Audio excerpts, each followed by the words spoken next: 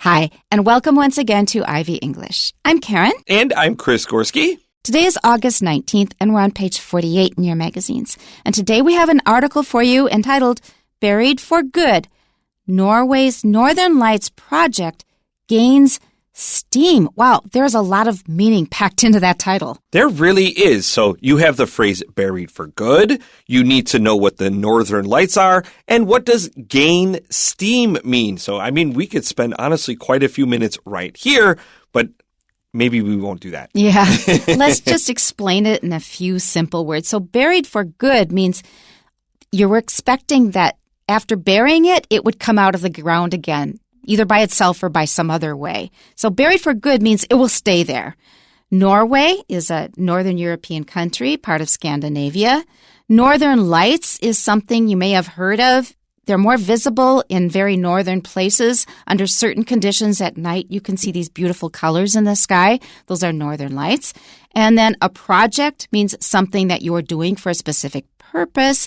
And then gain steam is kind of fun. That means it's accelerating, it's picking up speed, it is moving along very quickly. But it's kind of funny because we're going to be talking about a gas here. That's right. And I was thinking about the contrast of technology here. So when we gain steam, this is referring to burning coal that generates steam, and this pushes some kind of mechanism that allows you to propel something forward. Especially a steam locomotive. That's exactly right. So gaining steam, we're thinking about a train, but really what we're talking about here is some incredibly modern technology about getting rid of the problems of climate change, which is namely CO2 gas. Now, this may all sound kind of abstract, but things will become clearer as we read the article. And here we go.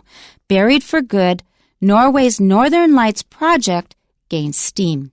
In a major step to combat carbon emissions, Norway's pioneering Northern Lights Project is set to expand its carbon capture and storage CCS capabilities.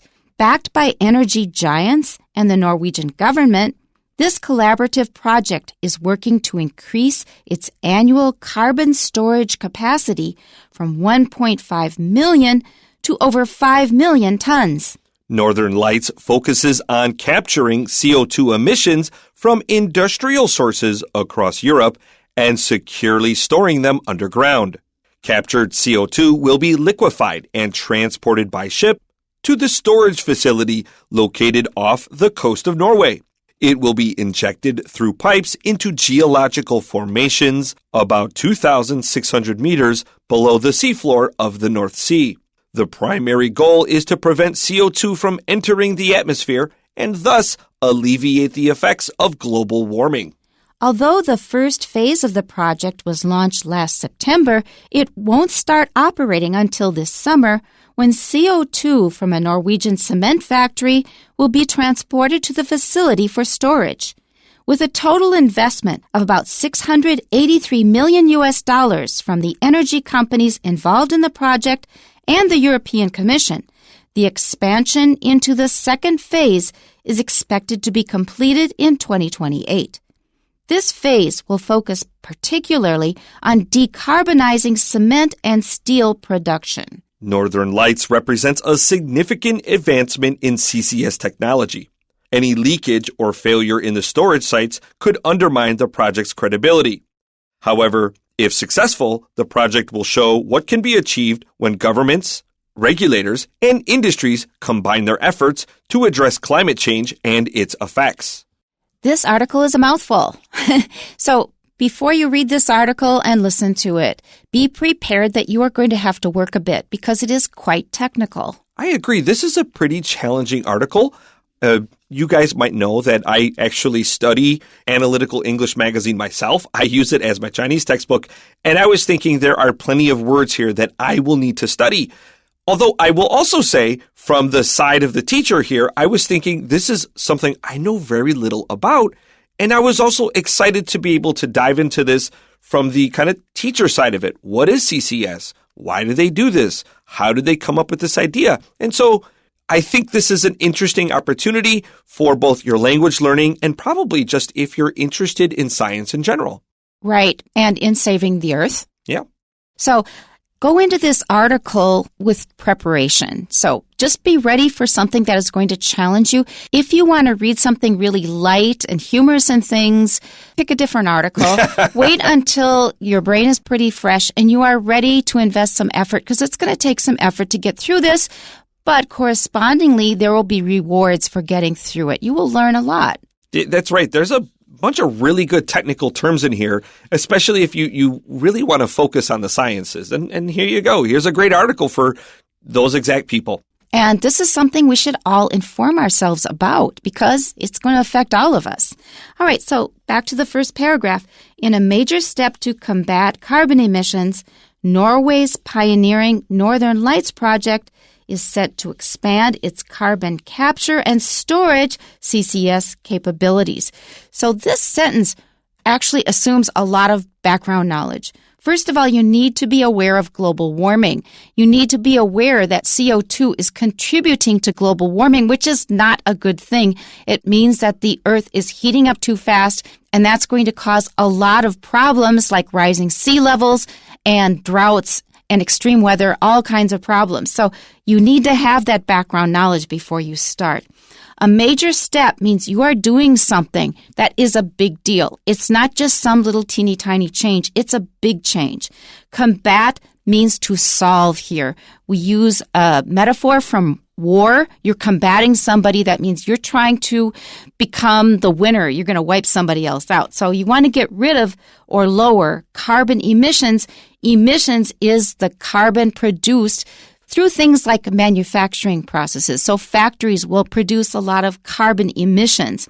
So pioneering means that you are trying something new. Other people haven't done this yet, so there's a bit of risk, and you're really sticking your neck out. That means you're trying something that other people will say, we haven't tried that. Are you sure about this? I mean, it might be difficult, blah, blah, blah. So they're pioneering something. They're trying something new. Northern Lights doesn't have anything directly to do with this, except that since it's Norway, one of the very northern European countries, they gave it this name that relates to where they are located in the world. It's a place we can often see the Northern Lights. It's not directly related to what we're talking about here. So it's the name of the project. It's set to, that means it is getting ready to, this will soon happen. It's a kind of future tense. It is all ready for something to happen. It's going to expand something. That means they were doing this before. This is not something they were ignoring before. They were doing something before. But this is going to be a really big change from what they were doing before. It's going to be a lot bigger. So they're going to expand capturing carbon. That means trying to capture this carbon before it gets out into the atmosphere and causes more global warming. So they're going to capture it and then store it somewhere where it will hopefully not leak out into the atmosphere, and that won't solve the problem. So carbon capture, that means capturing, catching, containing this carbon and storing it somewhere. It's called CCS for short, carbon capture and storage. Capabilities is their ability to do this. So they're going to strengthen their ability to actually put into practice this process of capturing and storing CO2. I hope that registered with you. That was a lot of meaning. But if you listen carefully, that should give you enough background to understand the rest of the article. You will see the phrase carbon emissions used very regularly when talking about any type of global warming article. When we talk about a carbon emission, this is the waste gas that's produced generally from burning other materials to create heat or energy to do certain things. We'll talk more about that in our third paragraph. So carbon emissions is the CO2 gas waste. Now, maybe the obvious question is, why don't we just plant more trees? And the truth is that we are really overproducing too much CO2 gas, and a tree, while is a very efficient and good way of holding in CO2, it only works until the tree dies. And then when the tree dies, that CO2 is actually released back into the atmosphere. So because we're creating so much in the amount of carbon, CO2 gas emissions, we need kind of secondary and tertiary, third type of ways of storing and capturing this gas. From the very beginning that I heard about this problem, my reaction was, we must reduce our dependence on fossil fuels. And I've been thinking that since the 70s at least. And I think people have tried, but not seriously enough. They haven't tried hard enough. And I think in certain fields, it's going to be more challenging than others to do that. Probably a really good way to think about this is reducing your CO2 and carbon emissions in fields where it can be very readily reduced. We will see again in paragraph 3 about cement factories. There's not really a way around that right now. There is another thing that I have always thought and still think, and that is we should reduce waste. Now, if you go into any building, any public building or commercial building in Taiwan in the summer, how does it feel when you walk in? The whole building is too cold. Yeah. Think of how many spaces just in Taipei where there's an air conditioning blasting and there's one or no people inside. And they do that in public transport as well. The MRT is often too cold. Buses are often too cold.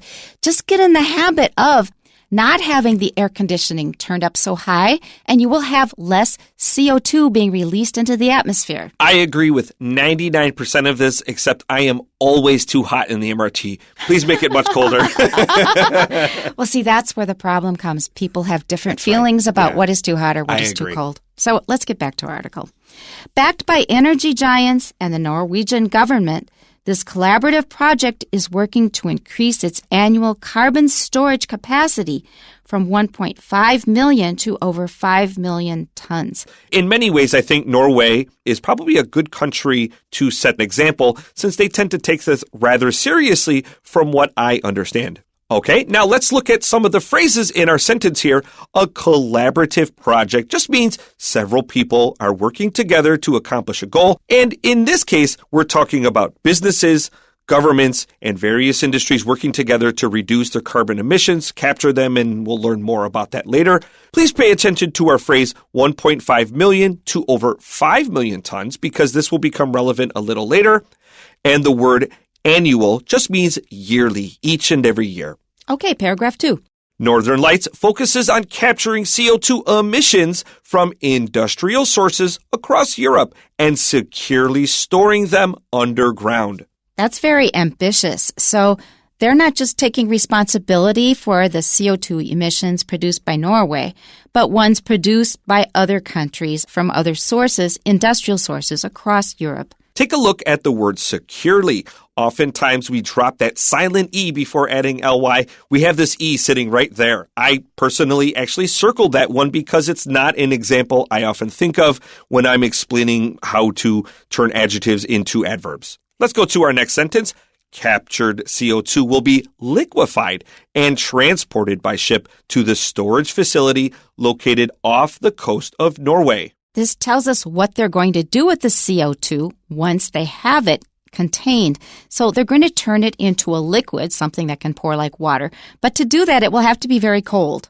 And then it's going to be put in a ship. This container will be put in a ship. And then they're going to take it to a place off the coast of Norway and put in a storage facility, a place where you can keep it secure underground. Look at the spelling of liquefied. Liquid is L-I-Q-U-I-D, but that I is turned into an E and then F-I-E-D. So liquefied has a unique spelling. Our next sentence, it will be injected through pipes into geological formations about 2,600 meters below the seafloor of the North Sea. Isn't that an interesting expression, geological formations? That could mean a bunch of rocks sticking out somewhere near the seafloor. They call it like a storage facility, but they really just mean like, let's find a mountain underground and just shove it in here. Or a cave. Yeah, I agree. I underlined geological formations twice because it is an interesting word, just meaning some weird shape on the earth that we can kind of fit this stuff. It's going to be strong enough to hold the liquid CO2. Our next sentence, the primary goal is to prevent CO2 from entering the atmosphere and thus alleviate the effects of global warming. I think that should be pretty clear. If you're following along, if we keep the CO2 from going into the atmosphere, then we'll be at least slowing down the rate of global warming, and that's the purpose.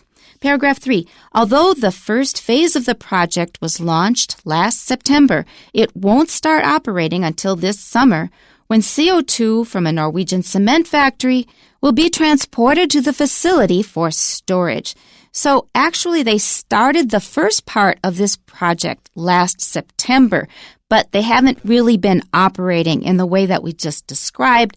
That won't start until the summer. And the first part of this project apparently is collecting the CO2 emissions from a cement factory in Norway. And they'll collect and contain them and then bring them to the facility for storage. That will be like the first time they really physically do something. With a total investment of about $683 million from the energy companies involved in the project and the European Commission, the expansion into the second phase is expected to be completed in 2028. So we just described what the beginning, at least, of phase 2 is. That means they're working with a cement factory, trying to capture the CO2 and then put it into a safe storage place where it won't leak back into the atmosphere. So cement is surprisingly carbon intensive, and they really need to focus on this kind of type of carbon capture here. The kilns or the ovens used to create cement are very energy hungry, and these need tons of fuel. And of course, burning this fuel creates lots of carbon dioxide. When the reaction takes place to create cement, it actually creates even more CO2 as a waste product. And so now you have double the amount of CO2 coming off cement. The problem with CCS is that it's expensive. And so you can probably guess why CCS isn't as popular as it possibly could be, even though it's a very reasonable solution. It's just that it's really expensive compared to just letting it go in the atmosphere. You get virtue points for doing this, but it doesn't mean you get greater profits. And when you are in business, your highest goal is often just more profit. So this is a hard sell. I get why there are many people that are very reluctant to really invest heavily into carbon capture storage. And it's not going to solve the whole problem. It will just hopefully slow things down a bit. This phase will focus particularly on decarbonizing cement and steel production. So like Chris said, making cement and producing steel, they require extremely high temperatures and a lot of fuel, which produces a lot of CO2. So carbon capture storage also has a secondary problem that we'll kind of talk about in this final paragraph here. Northern Lights represents a significant advancement in CCS technology. So that means, like Chris was saying, this is a big deal. That means they're taking a step that should make a difference. Any leakage or failure in the storage sites could undermine the project's credibility.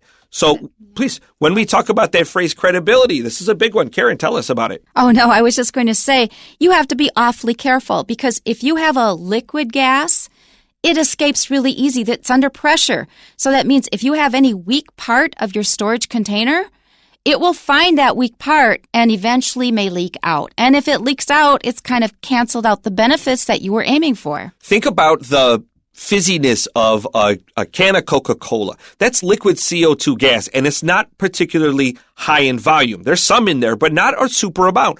When we liquefy CO2 gas, you are compressing gas into a liquid, meaning it is extremely high concentration. And if this leaks out, we know that carbon CO2 gas in the ocean can dissolve creature seashells. It can kill creatures. It increases acidity. Creatures can't produce their eggs. There's all sorts of these side effects. Now you have highly concentrated liquid CO2 leaking out of your facility, and it would be an ecological disaster. Doomsday for low-lying areas and animals. It is extremely dangerous to people and animals if it is stored above ground as well. So if anything goes wrong here, there will be a very heavy price to pay, and people may lose faith in carbon capture capabilities all around. Especially at that price. All right, here we go. However, if successful, the project will show what can be achieved when governments, regulators, and industries combine their efforts to address climate change and its effects. That's impressive. If they can pull it off, if they have support, and if they have the money, I bet it's even harder to do when certain countries are acting against the whole thing. So that's it for today. Keep following this news. I'm sure there'll be a lot of interesting developments coming up. We'll see you next time. Bye-bye. Bye-bye.